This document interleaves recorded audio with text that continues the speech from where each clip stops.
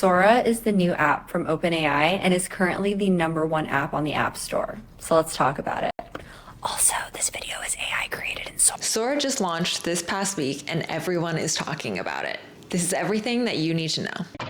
Chief, I just discovered Sora. Sora? What the hell is that supposed to be? But how did we get here? Sora was first released publicly by OpenAI around last December as just the model, and I remember at the time it got quite a bit of buzz. And then more recently, I feel like I've seen a lot of interest from people in creating a social media platform, but exclusively with AI content. But I feel like the first release of this was the app by Meta AI. I did play with this for a little bit, but to be honest, it was terrible. The generated videos are so painfully, obviously AI, and just so random. And so I was so out on this concept. But then came Sora. So it is a new version of their Sora model, packaged and accessible exclusively from this app. There is a lot of debate, by the way, in the tech community about this, whether or not this was the right decision, and it quickly became #1 on the App Store. Everyone on the app has 4 invite codes, so you'll have to find a friend who's already on it to give you one.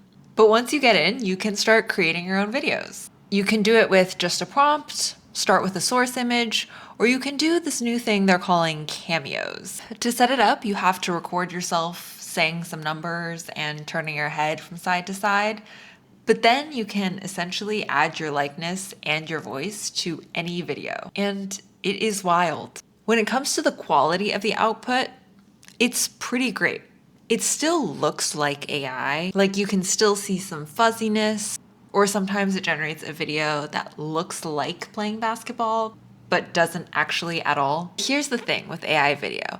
On a spectrum of meta AI, which is bad, to real video, which is real and creative, Sora is kind of hovering in this in-between uncanny valley sort of space, where it's actually kind of funny because it's bad. Like it's enjoyable, but I'm laughing about how ridiculous it is. The real magic of it all, though, is really in this cameos feature. Like it feels really reminiscent of when Google's Nano Banana came out. Nano Banana was the Google image model that came out, which was kind of a huge unlock in the image generation space, because instead of remaking and distorting a provided source image, it could actually preserve the person or the original elements that you wanted to keep. And here with Cameo, you kind of get a similar effect where you can generate a video and add a very realistic version of you in it.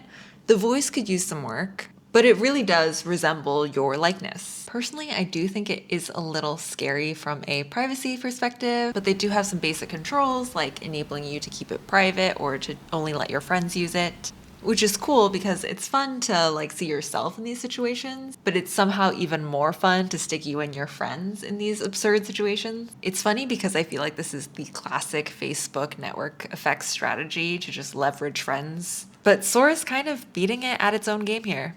It's also currently all free. I think there's a limit of 100 generations per day though. Not sure if that will keep up. I feel like all of these new AI apps have this golden period where they're essentially subsidizing your token usage, which is all great. And then one day they kind of crack down and start making people pay. But for the time being, there's nothing I love more than some free tokens. But while that's all like fun and games, I think it's important to also mention how much copyrighted content is on the platform. There clearly are some checks in place, but it's confusing what they are, and they just generally feel a little inconsistent. Like sometimes it goes through and then you'll do the same thing again and it won't. But like surely the people who own this copyrighted content are not happy about this. I did see that OpenAI did put out a statement on this, essentially that they are figuring it out. But as of now, I don't think they've actually taken any action on it yet.